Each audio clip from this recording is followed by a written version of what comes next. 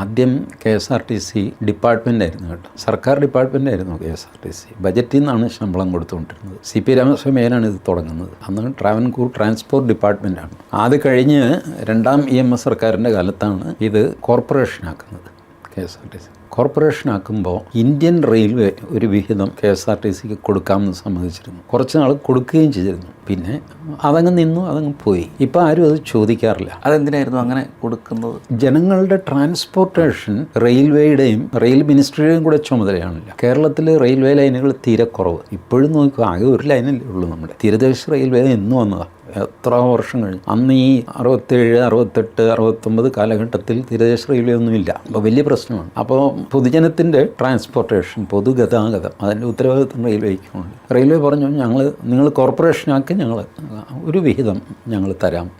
Government ഡിപ്പാർട്ട്മെൻറ്റിന് റെയിൽവേയിൽ നിന്ന് കാശ് ട്രാൻസ്ഫർ ചെയ്യാൻ പറ്റില്ല. പക്ഷേ കോർപ്പറേഷൻ ആയിക്കഴിഞ്ഞാൽ അതിനൊരു സ്വയംഭരണം വന്നു. അപ്പോൾ പൈസ ട്രാൻസ്ഫർ ചെയ്യാൻ പറ്റും. എനിക്ക് തോന്നുന്നു ആദ്യത്തെ 6-7 വർഷം അവർ ട്രാൻസ്ഫർ ചെയ്തു. പിന്നെ അത് എല്ലാവരും മറന്നു. ഇപ്പം ഞാനായിട്ട് ഇത് പറഞ്ഞ് ഇനിയിപ്പോൾ ഇന്ത്യൻ റെയിൽവേക്ക് സമരം നടക്കും.